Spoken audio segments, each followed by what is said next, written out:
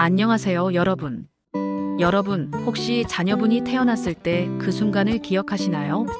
산고의 고통이 심했지만 아이 얼굴을 보는 순간 모든 걸 잊어버렸죠.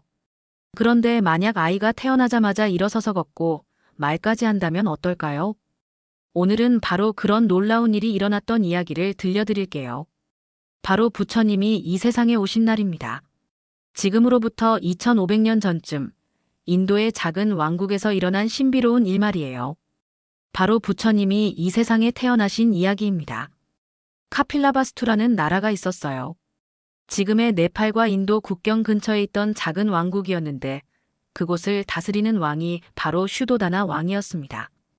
왕에게는 마야라는 아름다운 왕비가 있었지요. 마야 왕후는 참 어진 분이었다고 해요. 백성들을 자식처럼 아꼈고 궁궐의 하인들에게도 언제나 따뜻한 말 한마디를 건네곤 했습니다. 그런데 이상하게도 아이가 없어서 늘 마음 한구석이 허전했다고 하더라고요. 어느 날 밤이었어요. 마야 왕후가 잠들어 있는데 정말 신기한 꿈을 꾸게 됩니다. 하늘에서 6개의 상아를 가진 하얀 코끼리가 내려와서는 왕후의 오른쪽 옆구리로 들어가는 꿈 말이에요. 꿈에서 깨어난 마야 왕후는 이상했어요. 마음이 이렇게 평온하고 기쁜 적이 없었거든요. 마치 온 세상이 다 자신의 것이 된 듯한 그런 기분이었다고 해요. 그리고 얼마 지나지 않아 아이가 생긴 걸 알게 되었습니다. 왕궁의 점술가들은 이 꿈이 범상치 않다고 했어요. 하얀 코끼리는 신성함의 상징이고 특히 6개의 상아를 가진 코끼리라면 더욱 특별한 의미가 있다는 거였습니다. 아이가 태어나면 위대한 왕이 되거나 아니면 온 세상을 깨우치게 할 성인이 될 거라고 예언했어요. 임신한 지 10달이 다 되어갈 무렵이었어요. 당시 인도에는 아이를 낳을 때 친정에서 해산하는 풍습이 있었거든요. 마야 왕후의 친정은 데바다라는 곳에 있었는데 카필라바스투에서 꽤 멀리 떨어진 곳이었습니다. 마야 왕후는 가마에 몸을 맡기고 긴 여행길에 올랐어요. 수많은 시녀들과 호위병들이 함께였죠. 그런데 가는 길에 룸빈이라는 아름다운 동산을 지나게 되었습니다. 룸비니 동산은 정말 아름다운 곳이었다고 해요. 온갖 꽃들이 만발하고 새들이 지저귀고 나무들이 무성하게 우거진 그런 곳 말이에요. 특히 산라나무들이 장관이었는데 큰 나무들이 마치 천연궁전처럼 그늘을 만들어주고 있었습니다. 마야 왕후는 이곳의 아름다움에 마음이 끌렸어요. 잠시만 쉬어가면 안 될까요? 하고 말씀하셨다고 해요. 시녀들은 조금 걱정이 되었지만 왕후의 얼굴이 너무나 평온해 보여서 가마를 멈추게 했습니다. 왕후는 가마에서 내려 동산을 거닐기 시작했어요. 그런데 이상한 일이 벌어졌습니다. 왕후가 걸어가는 곳마다 꽃들이 더욱 환하게 피어나고 새들의 지저귐이 더욱 아름다워지는 거예요. 마치 자연 전체가 왕후를 환영하는 것 같았습니다. 그때 한 그루의 산라나무가 왕후의 눈에 들어왔어요. 유난히 크고 아름다운 나무였는데 가지들이 마치 우산처럼 퍼져 있었습니다. 왕후는 그 나무 아래로 걸어가 오른손으로 나뭇가지를 잡았어요. 바로 그 순간이었습니다. 갑자기 산기를 느끼신 거예요. 하지만 전혀 아프지가 않았다고 해요. 오히려 온몸에 따뜻한 기운이 감돌면서 마음이 더없이 평안했다고 합니다. 시녀들이 황급히 달려왔지만 이미 아이는 태어나고 있었어요. 그런데 정말 신기한 일이 벌어졌습니다. 아이가 왕후의 오른쪽 옆구리에서 태어난 거예요. 마치 꿈에서 본 하얀 코끼리가 들어간 그 자리에서 말이죠. 더욱 놀라운 건 아이가 태어나자마자 7걸음을 걸었다는 거예요. 갓난아기가 어떻게 걸을 수 있겠어요? 하지만 그 아이는 정말로 7걸음을 걸었고 각 걸음마다 연꽃이 피어났다고 해요. 그리고 오른손은 하늘을 가리키고 왼손은 땅을 가리키며 이렇게 말했답니다. 하늘 위와 하늘 아래, 오직 나만이 존귀하다. 아이가 태어나는 순간 하늘에서는 감로수가 내렸어요. 따뜻한 물과 차가운 물 2줄기가 하늘에서 쏟아져 내려와 아이의 몸을 씻어주었다고 해요. 그리고 온 천지에 찬란한 빛이 퍼져나갔습니다. 룸비니 동산의 모든 나무들이 한꺼번에 꽃을 피웠어요. 계절도 가리지 않고 말이에요. 봄꽃, 여름꽃, 가을꽃이 모두 한꺼번에 피어나는 진풍경이 벌어졌습니다. 새들도 신기했어요. 평소에는 서로 적이었던 새들까지도 나란히 앉아서 아름다운 노래를 불렀다고 해요. 사자와 토끼가 나란히 누워있고 뱀과 개구리가 함께 놀았다고 하니 정말 평화로운 세상이 된 거죠. 하늘에서는 천신들이 내려와서 아이를 경배했어요. 꽃비를 뿌리고 향을 피우며 찬양했다고 합니다. 그 광경을 본 사람들은 모두 눈물을 흘렸다고 해요. 기쁨의 눈물이었죠. 시녀들은 어찌할 바를 몰랐어요. 이런 신기한 일을 어떻게 받아들여야 할지 모르겠는 거예요. 하지만 마야 왕후는 오히려 차분했습니다. 마치 이 모든 일을 예상하고 있었던 것처럼 말이에요. 소식을 들은 슈도다나 왕은 기쁨과 걱정이 한꺼번에 몰려왔어요. 아이가 무사히 태어난 건 기쁜데 이런 신기한 일들이 과연 좋은 징조인지 확신이 서지 않았거든요. 그때 아시타라는 늙은 선인이 왕궁을 찾아왔어요. 아시타 선인은 히말라야에서 수행하는 도인이었는데 아이가 태어날 때 나타난 신비로운 징조들을 보고 달려온 거였습니다. 대왕, 축하드립니다. 세상에 위대한 성인이 태어났습니다. 아시타 선인이 말했어요. 선인은 아이를 보자마자 눈물을 흘렸어요. 왕이 깜짝 놀라서 물었습니다. 선인께서 왜 우십니까? 아이에게 무슨 좋지 않은 일이라도 있다는 말씀입니까? 아닙니다, 대왕. 이 아이는 32가지의 대인상을 모두 갖추고 있습니다. 손가락 사이에는 물갈퀴가 있고 발바닥에는 1000개의 바퀴살이 새겨져 있으며 머리에는 6개가 있고 미간에는 하얀 털이 자라고 있습니다. 이는 모두 위대한 성인의 표시입니다. 그러면서 선인은 계속 말했어요. 이 아이는 2가지 길 중 하나를 걷게 될 것입니다. 세속에 머물면 온 세상을 다스리는 전륜성왕이 될 것이고 출가하면 모든 중생을 구원하는 부처가 될 것입니다. 저는 나이가 많아 이 아이가 깨달음을 얻을 때까지 살아있지 못할 것 같아 눈물을 흘리는 것입니다. 왕은 복잡한 심정이었어요. 아들이 위대한 인물이 될 거라니 기쁘긴 하지만 출가할까봐 걱정도 되었거든요. 왕으로서는 아들이 왕위를 이어받기를 바랐으니까요. 아이에게는 시따르타라는 이름을 지어주었어요. 목적을 이룬 자라는 뜻이었습니다. 모든 사람들이 이 특별한 아이의 앞날을 기대했어요. 하지만 슬픈 일이 벌어졌습니다. 아이가 태어난 지 일주일 만에 마야 왕후가 돌아가신 거예요. 의사들도 이유를 알 수 없었어요. 병이 있었던 것도 아니고 산후조리도 잘하고 있었는데 갑자기 잠드시듯 돌아가셨다고 해요. 사람들은 말했어요. 마야 왕후는 부처님을 세상에 내보내기 위해서만 이 세상에 오신 거라고요. 마치 연꽃이 아름다운 꽃을 피우고 나면 시들어버리는 것처럼 왕후도 자신의 역할을 다한 거라고 말이에요. 왕은 큰 슬픔에 빠졌지만 아이를 위해서 마음을 다잡았어요. 그리고 마야 왕후의 여동생인 마하파자파티를 새로운 왕비로 맞아들여 시따르타를 기르게 했습니다. 마하파자파티는 친언니를 대신해서 시따르타를 정성껏 길렀어요.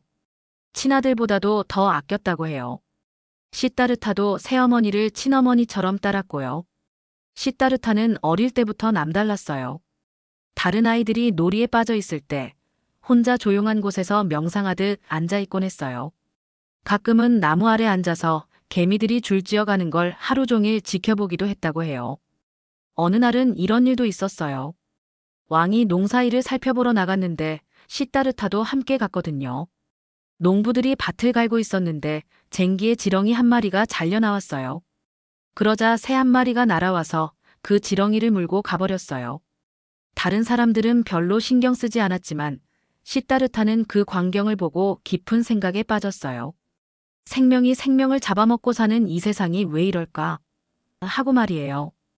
그날 오후 사람들이 시따르타를 찾았을 때 장미나무 아래에서 가부좌를 틀고 앉아 명상하고 있었어요. 신기한 건 해가 움직였는데도 그 나무의 그림자만은 계속 시따르타를 가려주고 있었다는 거예요. 왕은 이런 아들의 모습을 보며 점점 불안해졌어요. 아시타 선인의 말이 자꾸 떠오르는 거예요. 이러다가 정말 출가하는 건 아닐까? 왕은 시따르타가 출가하지 않게 하기 위해 모든 수단을 동원했어요. 세계의 화려한 궁전을 지어주고 온갖 즐길 거리를 마련해 주었습니다.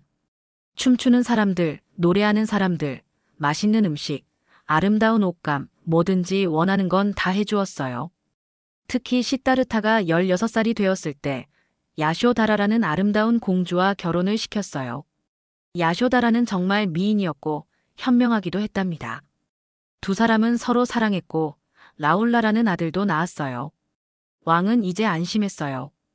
아들이 가정을 이루고 자식까지 있으니 이제는 출가할 생각을 안 하겠지 하고 말이에요.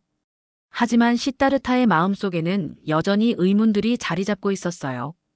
화려한 궁궐에서 살면서도 진정한 행복이 무엇일까? 왜 사람들은 늙고 병들고 죽을까? 고통 없는 삶은 불가능한 걸까? 저 같은 생각들을 계속했거든요. 궁궐 안은 늘 젊고 아름다운 사람들로 가득했어요. 왕이 일부러 늙은 사람, 병든 사람, 죽은 사람을 시다르타가 보지 못하게 했거든요. 하지만 진실은 언제까지나 숨겨둘 수 있는 게 아니었어요. 29살이 되었을 때였어요. 시다르타는 궁궐 밖 세상이 어떤지 보고 싶어졌어요. 왕에게 말씀드렸더니 왕은 미리 길을 깨끗이 치우고 아름다운 것들만 보이게 한 다음 허락했어요. 첫 번째 외출에서 시다르타는 늙은 할아버지를 보았어요. 허리가 굽고 머리가 하얗고 지팡이에 의지해서 겨우 걷는 할아버지 말이에요. 마부에게 물어보니 저분은 늙으신 분입니다. 모든 사람이 나이가 들면 저렇게 됩니다라고 대답했어요. 시다르타는 큰 충격을 받았어요. 그럼 나도 아내도 아들도 모두 언젠가는 저렇게 되는 건가 하고 말이에요. 두 번째 외출에서는 병든 사람을 보았어요. 열이 나서 끙끙 앓고 있는 환자였죠. 세 번째 외출에서는 죽은 사람을 보았어요. 상여를 메고 가는 행렬과 슬퍼하는 가족들을 본 거예요. 네 번째 외출에서는 출가 수행자를 만났어요. 승복을 입고 바루를 들고 다니는 수행자였는데 얼굴이 너무나 평온해 보였어요. 비록 가진 건 없어 보이지만 마음의 평화를 얻은 듯한 그런 모습이었습니다. 시다르타는 깨달았어요. 아, 이 세상에는 늙음과 병과 죽음이 있구나. 하지만 그 고통에서 벗어날 수 있는 길도 있구나. 그날 밤 궁궐로 돌아온 시다르타는 깊은 생각에 빠졌어요. 화려한 연회가 열리고 있었는데 춤추고 노래하는 사람들을 보니 갑자기 모든 게 허망해 보였어요. 연회가 끝나고 모든 사람이 잠든 후 시다르타는 침실을 둘러보았어요. 아름다운 아내 야쇼다라도 사랑스러운 아들 라울라도 모두 평온하게 잠들어 있었어요. 마음 한편으로는 이들을 두고 떠나는 게 미안했어요. 하지만 다른 한편으로는 더 큰 사명감을 느꼈어요. 나 혼자만 행복하게 살 수는 없다. 세상 모든 사람이 고통에서 벗어날 수 있는 방법을 찾아야 한다. 시다르타는 마음을 굳혔어요. 마부 찬다에게 말을 준비하게 하고 밤중에 몰래 궁궐을 빠져나왔어요. 말발굽 소리가 나지 않게 천신들이 말을 들어 올려주었다는 이야기도 있어요. 궁궐에서 멀리 떨어진 곳에서 시다르타는 찬다에게 말했어요. 이제 돌아가거라. 나는 진리를 찾는 길을 가겠다. 그리고는 자신의 아름다운 머리카락을 칼로 자르고 화려한 옷을 벗어서 찬다에게 주었어요. 찬다는 울면서 말했어요. 왕자님, 돌아가십시오. 대왕께서 얼마나 슬퍼하실지, 왕비께서 얼마나 고통스러워하실지 생각해 보십시오. 하지만 시다르타의 결심은 흔들리지 않았어요. 나는 반드시 깨달음을 얻어서 돌아오겠다. 그때까지 기다려다오. 시다르타는 여러 스승을 찾아다니며 수행했어요. 알라라 칼라마 우타카 라마푸타라는 유명한 스승들에게 배웠지만 그들의 가르침으로는 완전한 깨달음에 이를 수 없었어요. 그래서 5명의 수행자들과 함께 극한의 고행을 했어요. 하루에 참깨 한 알쌀 한 톨만 먹고 숨을 멈추는 연습을 하고 가시밭에서 잠을 자는 그런 수행이었어요. 6년 동안 그렇게 고행했더니 몸이 해골처럼 말랐어요. 갈비뼈가 훤히 보이고 배를 만지면 등뼈가 만져질 정도였다고 해요. 하지만 깨달음은 오지 않았어요. 어느 날 강에서 목욕을 하던 시다르타는 깨달았어요. 극한의 고행도 답이 아니구나. 몸을 너무 괴롭히면 마음도 제대로 작동하지 않는다. 그래서 다시 음식을 먹기 시작했어요. 이걸 본 5 수행자들은 실망했어요.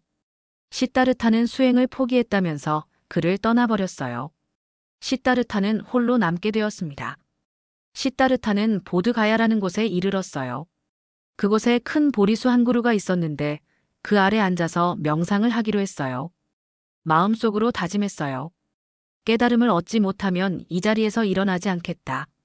명상을 시작하자 여러 가지 유혹과 시련이 찾아왔어요. 악마 마라가 나타나서 온갖 방법으로 시다르타를 방해했다고 해요. 아름다운 여자들을 보내기도 하고 무서운 괴물들을 보내기도 하고 달콤한 말로 유혹하기도 했어요. 하지만 시다르타는 흔들리지 않았어요. 깊고 깊은 명상에 들어가서 자신의 전생들을 보았고 모든 중생들의 윤회를 보았고 마침내 괴로움의 원인과 그것에서 벗어나는 방법을 깨달았어요. 밤새 명상을 하다가 새벽 무렵에 샛별을 보며 완전한 깨달음을 얻었어요. 그 순간 나는 깨달았다. 모든 존재의 진리를 알았다. 고 말했다고 해요. 이때가 시다르타가 35세 되던 해였어요. 이제 그는 더 이상 왕자 시다르타가 아니라 모든 진리를 깨달은 부처님이 되신 거예요. 부처님은 깨달음을 얻은 후 7주 동안 그 자리에서 명상의 기쁨을 만끽했어요. 첫 번째 주는 보리수 아래에서, 두 번째 주는 보리수를 바라보면서, 세 번째 주는 보리수 주변을 걸으면서 보내셨어요. 네 번째 주에는 황금으로 만든 집에서 명상하시고, 다섯 번째 주에는 목자의 딸들이 바친 염소저주로 만든 우유죽을 드시며 체력을 회복하셨어요. 여섯 번째 주에는 폭우가 내렸는데 무찰린다라는 나가왕이 나타나서 자신의 몸으로 부처님을 감싸 보호해드렸다고 해요. 일곱 번째 주에는 라자야타나 나무 아래에서 명상하시며 평화로운 시간을 보내셨습니다. 이 기간 동안 부처님은 깊은 고민에 빠지셨어요. 내가 깨달은 진리가 너무나 깊고 미묘한데 과연 사람들이 이해할 수 있을까? 차라리 가르치지 않고 조용히 열반에 들어가는 게 낫지 않을까? 그때 범천이 나타나서 간청했어요. 부처님, 제발 법을 설해 주십시오. 세상에는 지혜의 눈에 먼지가 조금만 묻은 사람들이 있습니다. 그런 사람들은 부처님의 가르침을 들으면 깨달을 수 있을 것입니다. 부처님은 자비로운 마음으로 중생들을 살펴보셨어요. 그리고 결심하셨어요. 그래, 나는 가르치겠다. 고통받는 모든 중생들을 위해서. 부처님은 첫 번째 설법을 누구에게 할지 생각해 보셨어요. 처음에는 자신의 스승들을 떠올렸지만 그들은 이미 세상을 떠난 후였어요. 그러다가 사르나트에 있는 5 수행자들이 생각났습니다. 자신이 고행을 그만둘 때 실망하며 떠났던 그들 말이에요. 그래, 그들이라면 내 말을 알아들을 것이다. 부처님은 사르나트로 향했어요. 사르나트는 바라나시 근처에 있는 사슴 동산이었어요. 5 수행자들은 멀리서 부처님이 오는 것을 보고 서로 말했어요. 저기 고타마가 온다. 우리는 일어나서 맞이하지도 말고 절하지도 말자. 수행을 포기한 자에게 예의를 차릴 필요 없다. 하지만 부처님이 가까이 오자 그들은 자신도 모르게 일어나서 맞이하게 되었어요. 부처님에게서 나오는 위엄과 자비로운 기운을 느꼈기 때문이에요. 부처님은 그들에게 사성제와 팔정도를 설명해 주셨어요. 고는 인생은 괴로움이라는 것, 집은 괴로움의 원인은 탐욕과 무지라는 것, 그리고 멸은 괴로움을 없앨 수 있다는 것, 돈은 괴로움을 없애는 방법이 있다는 것을 가르쳐 주신 거예요. 5 수행자 중 꼰단야가 가장 먼저 깨달았어요. 저는 알겠습니다, 부처님. 그러자 부처님은 기뻐하시며 말씀하셨어요. 꼰단야가 알았구나. 꼰단야가 알았구나. 이렇게 해서 세상에 첫 번째 제자가 생긴 거예요. 나머지 4명도 차례로 깨달음을 얻었고 불법승 3보가 완성되었습니다. 부처님이 깨달음을 얻었다는 소식은 멀리 카필라바스투까지 전해졌어요. 슈도다나 왕은 복잡한 심정이었어요. 아들이 위대한 성인이 되었다니 자랑스럽기도 했지만 동시에 서운하기도 했거든요. 왕은 신하들을 보내서 부처님을 모셔오려고 했어요. 하지만 신하들이 부처님의 설법을 듣고는 모두 출가해버렸어요. 여러 번 사람을 보냈지만 결과는 마찬가지였어요. 마침내 우다이라는 신하가 부처님께 갔어요. 우다이는 부처님의 어린 시절 친구였거든요. 그도 설법을 듣고 감명을 받았지만 왕의 간청을 전했어요. 부처님, 대왕께서 간절히 뵙고 싶어 하십니다. 아버지의 마음을 생각해서 한 번만 고향에 와주십시오. 부처님은 자비로운 마음으로 고향을 방문하기로 하셨어요. 카필라바스투로 가는 길에 많은 사람들이 따랐어요. 소문을 듣고 모여든 사람들이었죠. 카필라바스투에 도착한 부처님을 왕과 왕족들이 맞이했어요. 하지만 왕족들은 자존심 때문에 부처님께 절하지 않았어요. 아무리 깨달았다고 해도 우리보다 어린 왕족이 아닌가 하는 생각이었죠. 부처님은 이를 아시고 신통력을 보여주셨어요. 하늘로 올라가셔서 몸에서 불과 물이 나오게 하시고 공중에서 걸으시고 여러 명으로 분신하시는 등의 기적을 보이셨어요. 이를 본 왕족들은 모두 감동해서 부처님께 절했어요. 슈도다나 왕도 눈물을 흘리며 아들 앞에 무릎을 꿇었어요. 아들아, 내가 이렇게 위대한 분이 되다니. 아버지가 잘못 생각했구나. 왕은 진심으로 사과했어요. 부처님은 왕과 왕족들에게 법을 설해 주셨어요. 왕도 불법에 귀의했고 많은 왕족들이 출가했어요. 그 중에는 부처님의 사촌 동생인 아난다와 데바다타도 있었어요. 부처님이 고향에 계실 때 야쇼다라가 어린 라울라를 데리고 왔어요. 라울라는 그때 7살이었는데 아버지를 처음 보는 거였어요. 야쇼다라가 라울라에게 말했어요. 저분이 내 아버지시란다. 가서 유산을 달라고 하렴. 순진한 라울라가 부처님께 가서 말했어요. 아버지, 저에게 유산을 주세요. 부처님은 라울라를 보시며 생각하셨어요. 세상의 재산은 언젠가 없어지지만 법의 유산은 영원하다. 그래서 사리불에게 말씀하셨어요. 라울라를 출가시켜 주어라. 야쇼다라는 처음에는 반대했어요. 남편도 출가하고 아들까지 출가한다면 자신은 어떻게 살아야 하느냐는 거였죠. 하지만 부처님의 설법을 듣고 나서는 이해하게 되었어요. 그래, 라울라야. 아버지를 따라 진정한 행복을 찾아라. 야쇼다라도 결국 승복을 입고 수행의 길을 걷게 되었어요. 얼마 후 마하파자파티 왕비가 부처님을 찾아왔어요. 부처님을 기른 양어머니였죠. 다른 여성들과 함께 와서 출가하고 싶다고 청했어요. 처음에 부처님은 허락하지 않으셨어요.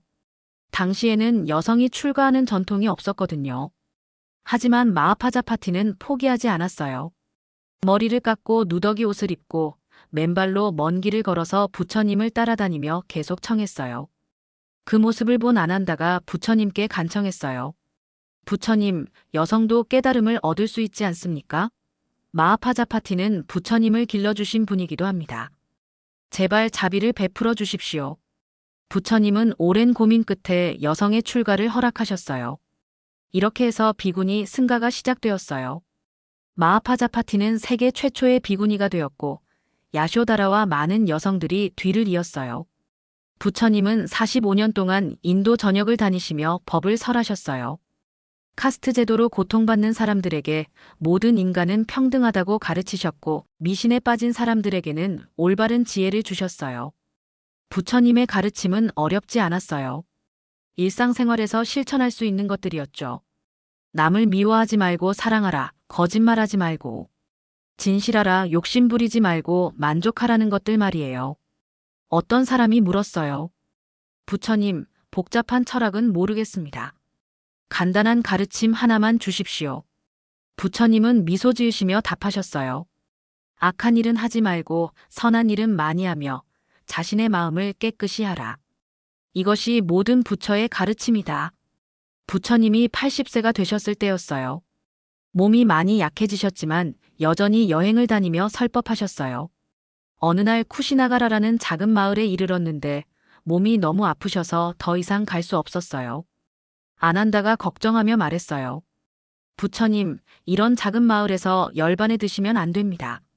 큰 도시로 가셔서. 하지만 부처님은 말씀하셨어요. 아난다야, 장소가 중요한 게 아니다.